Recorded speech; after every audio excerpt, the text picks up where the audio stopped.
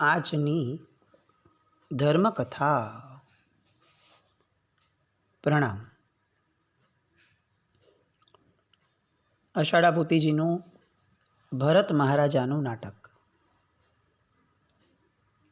એવું કહેવાય છે કે ભરત મહારાજા પછીથી એમની ગાદીએ આવેલા અનેક અનેક અનેક રાજાઓ, ક્યાંક અસંખ્ય શબ્દ પણ વપરાયો છે.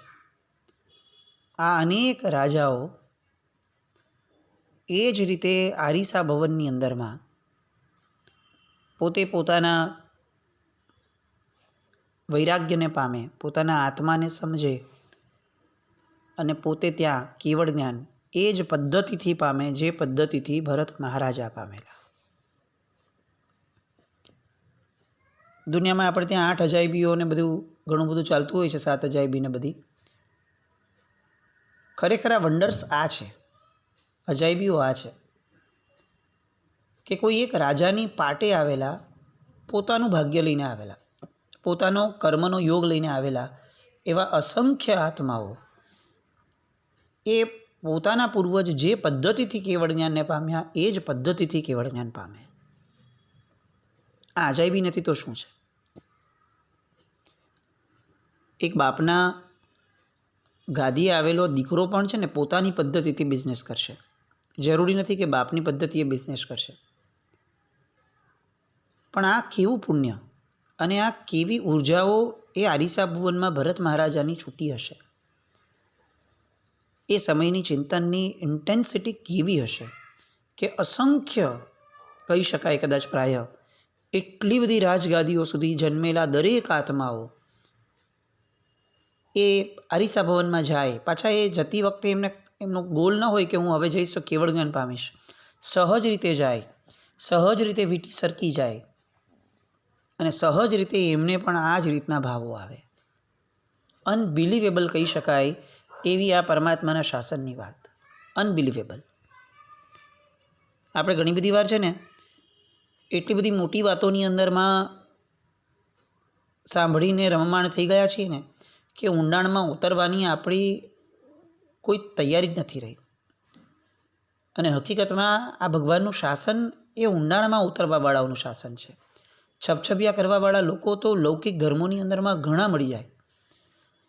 ઊંડાણમાં ઉતરવું છે તો લોકોત્તર શાસનને પામી શકશો. આવી જે વાત છે.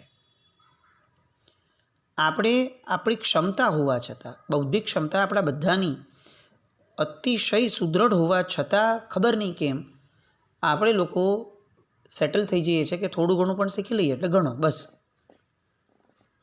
આમ કેટલીક વાર કેટલાક આયોજનો થતા હોય ને તો પણ દુઃખના એટલે વેદનાથી આ વાત થાય છે કે ઘણી બધી વાર ઘણા આયોજનો થતા હોય ને કેટલાક લોકોને આવું પૂછવામાં આવે કે ભાઈ આ કરવાનું ઇન્ટેન્શન શું? તો એમ કે ભાઈ કોઈ એક જણ તો પામશે. અને આપણને આ પ્રશ્ન આવે કે જેનો ગોલ જ એક જ જણને પમાડવાનો છે, માંડ એક જણને, એ કાર્યક્રમ, એ આયોજન એ હકીકતમાં કોને પમાડશે?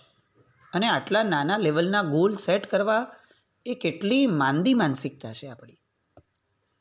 જે ભગવાન સર્વજીવોને શાસનરસી બનાવવા માંગતું હોય, અભવ્યની બાદબાકી કર્યા વગર, એ ભગવાનના શાસનના આયોજનો, વિચારધારાઓ આ આવી ચાલે કે કોઈ એક જણ તો પામશે? ચાલો આટલી બધી ક્રિયાઓ કરીએ છીએ તો એકવાર તો ભાવ આવશે. અરે ભાઈ કેમ પણ? લૌકિકતામાં પણ આ નથી તો લોકોત્તરતામાં તો કેવી રીતે ચાલે? ક્યારે આપણે વિચારીએ છીએ કે ભાઈ આખી જિંદગી દુકાને ગયા તો ચાલો એક દિવસ નફો થશે તો ચાલશે? રોજ નફો જોઈએ, સારામાં સારો નફો જોઈએ. તો અહીંયા કેમ આપણી બધી ક્રિયાઓની પાછળ આવું કોઈ આશય જ નથી? પણ નથી. આપણે ટીવાઈ ગયા છે આવું જીવન જીવવા માટે. ઘેટા બકરા જે રીતે એક પછી એક પ્રવાહની અંદરમાં ચાલવા માટે ટેવાઈ ગયા હોય એમાં આપણે પણ ટેવાઈ ગયા. પણ આ ભરત મહારાજાના વંશજો કંઈક અલગ માટીના હશે. દરેકની વીંટી પડે અને દરેકની વિચારધારા ક્ષપક શ્રેણી તરફની મંડાય, ફક્ત વીંટી પડવા માત્રથી. અને દરેક વ્યક્તિ કેવળ જ્ઞાન પામે ત્યાં જ. અદ્ભુત લાગે, અદ્ભુત. અષાઢા ભૂતિજીએ આ જે નાટક ભજ્યું, આપણે અષાઢા ભૂતિજીનું ચરિત્ર લઈએ છીએ ને એટલે કદાચ એ આપણી માટે પણ આલંબનરૂપ બન્યું કે આપણે આવી વાતોની અંદરમાં ઊંડા ગયા કે જેની અંદરમાં આપણને કેવળ જ્ઞાન બહુ જ ડિફિકલ્ટ લાગતું હોય એ રીતની આપણી આખી જે માનસિકતા થઈ ગઈ છે. એવામાં આપણને ખબર પડે કે મતિજ્ઞાનનો જો પ્રોપર ઉપયોગ કરવામાં આવે તો કેવળ જ્ઞાન એ બહુ ઢૂંકળું છે, બહુ નજીક છે, લાંબુ નથી, મુશ્કેલ નથી. પણ મૂળમાં આપણે એવો વિચિત્ર માર્ગ પકડ્યો છે કે જેમાં મતિજ્ઞાનને આપણે અડવાઈ નથી દેતા. ભાઈ બુદ્ધિ તો વાપરશું જ નહીં, મન તો વાપરશું જ નહીં, આત્મા સુધી જશું જ નહીં. સંવેદનાઓ, આત્માનો જે મૂળભૂત ગુણધર્મ છે ચૈતન્ય, એ ચેતનાઓને તો ઉપયોગ જ નહીં કરીએ. અમે ફક્ત એનર્જી દ્વારા ક્રિયાઓ કરશું. આ જે આપણી આખી માનસિકતા ઘડાઈ ગઈ છે, હવે એ માર્ગે તો કેવળ જ્ઞાન મુશ્કેલ થવાનું જ. કદાચ આવશે કે નહીં એ જ પ્રશ્ન થશે. એટલે પછી આપણે છાપ એવી મૂકી દીધી કે ભાઈ મોક્ષ તો બહુ મુશ્કેલ છે ભાઈ. આ આષાઢા ભૂતિજી એ આપણને કદાચ આવું શીખવાડવા માટે સર્જાયા હશે. જે પૂજ્ય મુક્તિદર્શન સુરી મહારાજ સાહેબ હંમેશા કહેતા કે મોક્ષ ખીચડી પકવવા જેટલો સરળ છે. એ આપણને આ આષાઢા ભૂતિજીનું દ્રષ્ટાંત સમજાવે છે. માર્ગસ્થ હોઈએ તો બધું સરળ છે, પણ જેને માર્ગસ્થ થવું જ નથી એ પછી લક્ષ્યને ભાંડશે, લક્ષ્યને મુશ્કેલ ગણશે. એ એની અપાત્રતા. ભરત મહારાજાનું પાત્ર ભજવતા ભજવતા ભજવતા જે રીતની સ્ક્રિપ્ટ હતી એ સ્ક્રિપ્ટ પ્રમાણે હવે એમને કેવળ જ્ઞાન થાય છે. સ્ક્રિપ્ટેડ કેવળ જ્ઞાન. ભરત મહારાજાને રોલ પ્લેને કેવળ જ્ઞાન. અને એટલે બંને બાજુએથી જે સ્ટેજ મંચ બંધાયો છે એની બંને બાજુએથી જે રીતે ઇન્સ્ટ્રક્ટ કરવામાં આવ્યું હતું એ રીતે દુંદુભી વગેરેના નાદ બજાવવાના શરૂ થયા. હજી એ ઉત્સવ ચાલે છે સ્ટેજ ઉપર કે મંચ ઉપર. લોકો તો એટલા બધા મગ્ન છે કે લોકો બિલીવ નથી કરી શકતા કે એ લોકો અત્યારે એ નગરીમાં હશે. બધાની દ્રષ્ટિએ એ લોકો અરીસા ભુવનમાં જ છે અને લાઈવ ટીવી શોની જેમ ભરત મહારાજાનું આખું આ કેવળ જ્ઞાન જુએ છે. એ કેવી ક્ષમતા હશે? સૌથી પહેલાં તો આપણે એ વિચારીએ આષાઢા ભૂતિજીની નટ તરીકેની કેવી ક્ષમતા હશે કે જે ભાવો ભરત મહારાજાએ અરીસા ભુવનમાં ભાવ્યા હતા એમણે એ ભાવોને અભિવ્યક્ત કર્યા. આ બહુ ડિફિકલ્ટ છે. મનમાં કેટલીક વસ્તુઓ વિચારવું અને લોકો સુધી એને ઇફેક્ટિવલી પહોંચાડવું, આ બેમાં બહુ મોટો ડિફરન્સ છે. કેટલા બધા આત્માઓ એવા છે જેની સમજણ બહુ દ્રઢ હશે પણ એક્સપ્રેશન પાવર વીક હશે, એ નહીં સમજાવી શકે. અને કેટલા બધા એવા પણ હશે કે જેનો એક્સપ્રેશન પાવર સ્ટ્રોંગ હશે પણ કેટલીક અનુભૂતિઓને સંવેદના જ એવી હશે કે જેની એક્સપ્રેશન ન કરી શકે. આષાઢા ભૂતિજીનો આ એક્સપ્રેશન પાવર લેન્ડમાર્ક કહી શકાય. આપણે અત્યારના વિજ્ઞાને આપેલા કેટલા બધા લોકોને લેન્ડમાર્ક તરીકે ગણીએ છીએ. અત્યારની પ્રચલિત માન્યતાઓ, જો જીતા વહી સિકંદર, આ બોલવામાં આપણને સરળ લાગે છે પણ એનો અર્થ એ થાય છે કે આપણે લોકો સિકંદરને સૌથી મોટો વિશ્વ વિજેતા ગણીએ છીએ અને એટલે આવો ફ્રેઝ બોલીએ છીએ, જો જીતા વહી સિકંદર. આવા તો કેટલા બધા ઢગલાબંધ દ્રષ્ટાંતો જેમાં આપણે એવું સાબિત કરીએ છીએ કે અમારા પૂર્વજોમાં કંઈ દમ જ નહોતો ભાઈ. જે છે એ બધું આ આજનું વિજ્ઞાનને આ પાશ્ચાત્ય જગત જ છે, અમે ડૂબાવ હતા. આવું સ્વીકારીને આપણે બેઠા છે. ન્યૂટને આ કર્યું, આ તે કર્યું, આ તે કર્યું, અમારે ત્યાં કોઈ હતું જ નહીં. આ આખી એજ્યુકેશન પદ્ધતિએ આપણા માઇન્ડને મેસ્મરાઇઝ કરી દીધા છે કે આપણે લોકો લલ્લુ હતા. આપણા પૂર્વજોમાં કંઈ જ નહોતું, આપણે બેકવર્ડ હતા. આ વિચારીએ. આષાઢા ભૂતિજીની નટ સમ્રાટ તરીકેની જે ખ્યાતિ હતી, આ ખ્યાતિને આ પરિપ્રેક્ષમાં વિચારીએ. એમને કેવળ જ્ઞાન થયું એ વાતને હમણાં સાઈડ પર મૂકીએ. એ અભિનય ક્ષમતા, એને બિરદાવવા આપણી પાસે શબ્દો ન મળે. કોઈના કેવળ જ્ઞાનનો રોલ પ્લે કોઈ કેવી રીતે કરી શકે? અને છતાં એમણે એ આબેહૂબ એવી રીતે ભજવ્યું કે જોનારા દરેક વ્યક્તિ આ આષાઢા ભૂતિ છે એવું પણ ભૂલી ગયા. આ કેવળ જ્ઞાની ભરત મહારાજા છે એવું માનીને ઉત્સવ કરવા લાગ્યા. ગજબ નાક માહોલ હશે. આવા તો નાટકો પણ હવે નથી થતા. હવેના તો નાટકો પણ જોયા હોય તો આપણને એવું લાગે કે આને નાટક પણ કઈ રીતે કહેવું. ખેર, હવે એક વળાક આવે છે. બધા જ ઉત્સવના લયમાં છે. દરેકે દરેક વ્યક્તિને ભરત મહારાજાને કેવળ જ્ઞાન થયું છે એનો આનંદ છે.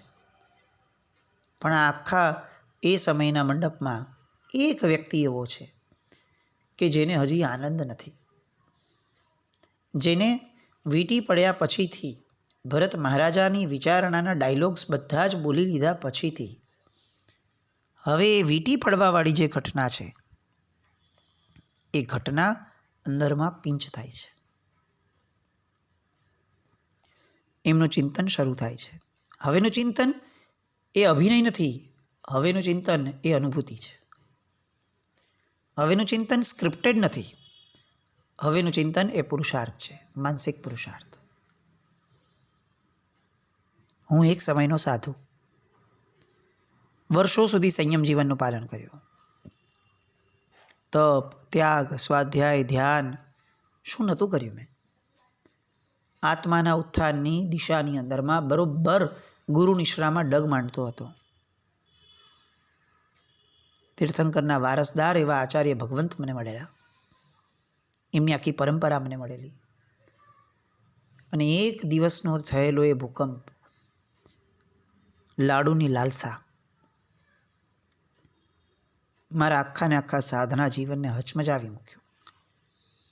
મારી ચારિત્રની આખીને આખી ઇમારત એ લાલસાએ જમીન દોસ્ત કરી દીધી. વર્ષો સુધી મારા ગુરુ ભગવંતોએ મારી પાછળ મૂકેલી મહેનત કચ્ચર ઘાણ બોલાઈ ગયો. દીક્ષા લેતા સમયે પરમાત્માના શાસને મારી પર જે વિશ્વાસ મૂક્યો હતો એ વિશ્વાસનો સફાયો બોલાઈ ગયો. મને ક્યાંથી ક્યાં પહોંચાડી દીધો. હું શું હતો અને શું બની ગયો. પારસ મણી હતું મારી પાસે અને હું લોખંડના માટે ભીખ માંગતો એવો ભિખારી બની ગયો. એમને ગુરુના શબ્દો યાદ આવે છે. પૈસા બે પૈસા માટે લોકો સામે હાથ લાંબો કરવાનો એવા વ્યક્તિઓથી મોહાયો હતો. એ શબ્દો એ જાણે અત્યારે એમના મન ઉપર હથોડાની જેમ ઘા કરતા હતા. અને એમનું પોતાનું ચિંતન હવે આગળ વધતું ગયું. અનંત અનંત અનંત આત્મધનનો માલિક એવો તું, અનંત જ્ઞાન, અનંત દર્શન, અનંત વીર્ય, અનંત ચારિત્ર, એનો માલિક એવો તું, આ તારી બે પત્નીઓ કે જેને તારે આવતીકાલે છોડી દેવાની છે, એ બે પત્નીઓને પૈસા મળે એટલા માટે લોકોની સામે યાચક બનીને ઊભો છે, આવા નાટકો કરે છે. તારી ક્ષમતાઓને કોની માટે વાપરે છે? અબજો રૂપિયા ખર્ચીને ચણા મમરા લેવાના? આ કોણે શીખવ્યું? અનંતા અનંત આત્મશક્તિઓ જેની પડી છે એને શક્તિઓ કોની પાછળ ઢસડવાની? આવી સ્વાર્થી વ્યક્તિઓ પાછળ, સંસારના આવા બંધનો પાછળ. અને વધારવાનું શું? સંસાર જ. નુકસાન કોને? આત્માને જ. આ કયો ધંધો છે? ધીમે ધીમે અષાઢાભૂતિ એ સમયનો સ્થળ અને કાળ બધું ભૂલી ગયા. હું મંચ પર છું, લોકો ઉત્સવ કરી રહ્યા છે, હું ભરત મહારાજા છું, આ બધું અંદરથી ભૂલાતી ગયું. ભીતરનું જગત હવે એકદમ જાગવા લાગ્યું. અંતઃકરણ હવે જાણે બહિર્કરણ ઉપર, બહારના શરીર ઉપર પણ કબજો જમાવીને બેસી ગયો. પોતે નાટકના મંચ ઉપર છે એ નહીં, પોતે ભરતનું નાટક ભજવી રહ્યા છે એ નહીં, નાટક પર તો પડદો પડવાનું શરૂ થઈ ગયું છે, લોકો ઉત્સવ માણી રહ્યા છે. આ બધું નહીં, બધું જ નહીં, કંઈ જ નહીં. હવે એક જ વસ્તુ છવાયેલી છે, એમનું પોતાનું ભીતર. બાહ્યની અસરો કમ્પ્લીટ ભૂસાઈ ગઈ છે. આખું અસ્તિત્વ ઉગડી ગયું છે. દુનિયા સાથેનો કોઈ સંબંધ હવે નથી રહ્યો. એ સંબંધ તો જવા દઈએ, દુનિયા છે એવા અસ્તિત્વની અનુભૂતિ પણ ઊંડે ઊંડે ઊંડે સુધી પણ નથી રહી. અને અંદરમાં એક ડૂબકી લગાડવાની શરૂ થઈ. બહુ થોડા સમયની આ બધી ઘટનાઓ હોય, કદાચ ફ્રેક્શન ઓફ મિનિટ્સ, સેકન્ડ્સ, બસ એવું જ કંઈક હોતું હશે. અનુભવીએ ત્યારે જ કદાચ ખ્યાલ આવશે આપણને કે આ કેવળ જ્ઞાનની છેલ્લી પળો કેવી હશે. આત્મામાં ડૂબતો માણસ એ કેવો ડૂબી જતું હશે કે અનંતા અનંત કર્મોના ભૂક્કા બોલાવી દેતો હશે. આપણને લાગે કે જો આનામાં આટલી શક્તિ હતી તો અનંતકાળ ભટક્યો શું કામ? એ હદ સુધીની શક્તિ એ સમયે ઉઘડે. અષાઢાભૂતિજી પોતાની એ લાચારી, પોતાની એ દીનતા એક પછી આલંબન સમક્ષ નજર લાવતા. ક્યાંય એમને પેલી 2 પત્નીઓનો વાંક નથી દેખાયો કે એ લોકોએ મને મોહી, મને અંધ બનાવ્યો. ક્યાંય એમને મોહનીય કર્મનો વાંક નથી દેખાતો કે આ કર્મએ મને ફસાવ્યો. નહીં, હું ખોટો હતો. અને જે ખોટો હતો એ પણ હું તો નથી જ, હું કંઈક અલગ છું. તો જે ખોટો હતો એનાથી ડિટેચ થાવ અને હું મારા હુંપણામાં સમાઈ જાઉં. બહુ જ સરળ ઘટના. હાથમાં રહેલી રેતી સહજ રીતે જેમ સરકી જાય એ રીતે આવા જ્ઞાની વ્યક્તિઓના હાથમાંથી સંસાર સરકી જતો હોય છે. પ્રભુ જ્યારે દીક્ષા લે છે ત્યારનું કલ્પસૂત્રજીનું વર્ણન છે કે હાથમાંથી પાણી જેમ સરકી જાય, અંજલિમાંથી જળ સરકી જાય, એ રીતે પ્રભુના જીવનમાંથી આખું ને આખું આ રાજ વૈભવ સરકી ગયો. ભગવાને છોડવું ન પડ્યું. કોઈ એમ બૂમો પાડીને કહેવું ન પડ્યું કે જુઓ કેટલું છોડ્યું, કેટલું છોડ્યું. અરે છોડ્યાની કિંમતો જ નથી, એના શું ગાણા ગાવાના? જે મેળવ્યું છે એ બોલતા હોય તો બોલો. અને મેળવનાર માણસ એ તો હંમેશા અંદર સમાય. આ તો લોકોત્તર વસ્તુઓ છે, એની પ્રસિદ્ધિઓ ન ગવાય. આ તો ભીતરની અચીવમેન્ટ છે. અને આ ભીતરની અચીવમેન્ટ અષાઢાભૂતિજી પામવા લાગ્યા. એ જ સ્ટેજ, એ જ લોકો, એ જ ઉત્સવ. લોકો ઉલ્લાસમાં ને ઉલ્લાસમાં નાચે છે, નર્તન છે બધાનું. અને એવા સમયે અચાનક જ ચારે બાજુએથી દુંદુભી વાગવા લાગી. લોકોને આશ્ચર્ય થયું, આ તે કેવી નાટ્ય વ્યવસ્થા છે? હમણાં જ હજી દુંદુભીઓ વાગી, કેવળ જ્ઞાનનો આપણે ઉત્સવ કરીએ છીએ. આ નવું આયોજન અષાઢાભૂતિજીએ શું કર્યું છે કે જેમાં ચારે બાજુએથી ફક્ત દુંદુભીઓ વાગે છે એવું નહીં, કોક દેવો અવતરે છે. ઓહો, આ કેવું નટ, આ કેવો અભિનય, આ તે કેવી વ્યવસ્થા, કયું આયોજન! આફરીન પોકારી ગયા લોકો. અને લોકોને આ ભ્રમને દેવતાઓ જાહેરાત કરીને તોડે છે. કેવળ જ્ઞાની અષાઢાભૂતિજીનો જય હો, કેવળ જ્ઞાની અષાઢાભૂતિજીનો જય હો. રોમાંચ ઊભા થઈ જાય આપણા. એ દ્રશ્યની કલ્પના કરીએ તો કેવું નાટક! ભગવાન આપણને આવું નાટક કરાવતા, ભજવતા શીખવી દે કે જેની અંદરમાં આપણે ખરા આપણો રોલ જે છે, આપણે પોતે જે છીએ ને એ જ આપણે એને પામી જઈએ. સંસારમાં હું કોક છું, મારું નામ આ છે, હું આમનો દીકરો છું, હું આમનો પતિ છું, હું આમનો આ છું, તે છું. આ બધા નાટકો નથી તો શું છે? 70-80 વર્ષનો સ્ટેજ પ્લે, બીજું શું? અને 70-80 વર્ષના સ્ટેજ પ્લેની અંદરમાં જે પણ બને એની કિંમતો શું? ભાઈ ડ્રામા છે, સ્ટેજ ઉપર બન્યું કાંઈ તો એની કાંઈ અસર નથી. કોઈક હીરોને આપણે સ્ક્રીન ઉપર ખોટું કરતા જોઈએ તો નીચે ઉતરીને આપણે એના પ્રત્યે દ્વેષ નથી રાખતા. આપણને ખબર છે કે એ રોલ પ્લે કરતો હતો. ભાઈ અહીંયા એ રોલ પ્લે જ છે. કર્મસત્તાએ જે સ્ક્રિપ્ટ લખી એ બિચારો ભજવે છે, તો કેમ એના પ્રત્યે દ્વેષ? કેમ એના પ્રત્યે રાગ? કેમ એના પ્રત્યે કોઈ પણ કમેન્ટ આપવાનું આપણને મન થાય? હું મારામાં સ્થિર કેમ ન રહું? મારા આનંદને કેમ ન માણું? કોઈ પ્રસંગ માટે કેમ કમેન્ટ કરું? મારે શું જરૂર છે આવી પારકી પંચાયતોમાં પડવાની? જ્યાં મારું શરીર જ પારકું છે ત્યાં જગતમાં બનતી આ બધી ઘટનાઓ એ તો કેટલી બધી પારકી છે. જગત એના સ્વભાવ પ્રમાણે ચાલવાનું. મારા વિચાર્યાથી તો હું મારું જીવન નથી બદલાવી શકતો, જગત શું બદલાવીશ? આ સ્પષ્ટતા જીવને નથી. અને આ સ્પષ્ટતા અષાઢાભૂતિજીને આવી. દીક્ષા લેવાના તો મનોરથ હતા આવતીકાલથી, પણ આજે જ દીક્ષા સામે ચડીને વેશ આવ્યો.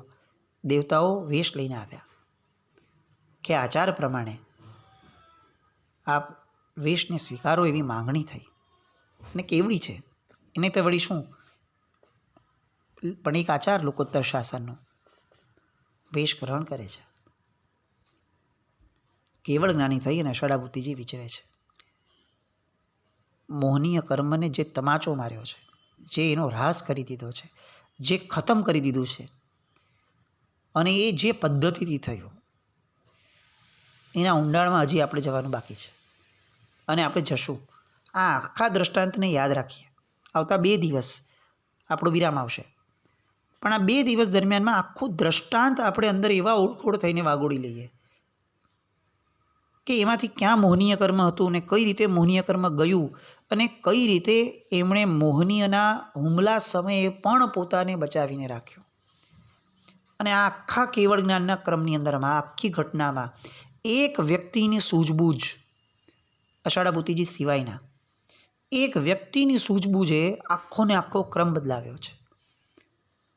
આપણે લાખ નહીં, કરોડ નહીં, અબજ પણ નહીં, અનંત અનંત એમને ક્રેડિટ આપવી જોઈએ કે એ જ વ્યક્તિ હતા કે જેણે એ સમયે કંઈક એવું કર્યું કે જેના કારણે આ અષાઢા ભૂતિજી એ પતન પછી પણ આવું ઉત્થાનને પામ્યા. એ બધી વાત માટે આપણે ફરીથી મળશું 2 દિવસ પછી. પણ આ બધી વાતો બહુ જ વિચારવા અને વારંવાર સાંભળવા જેવી છે.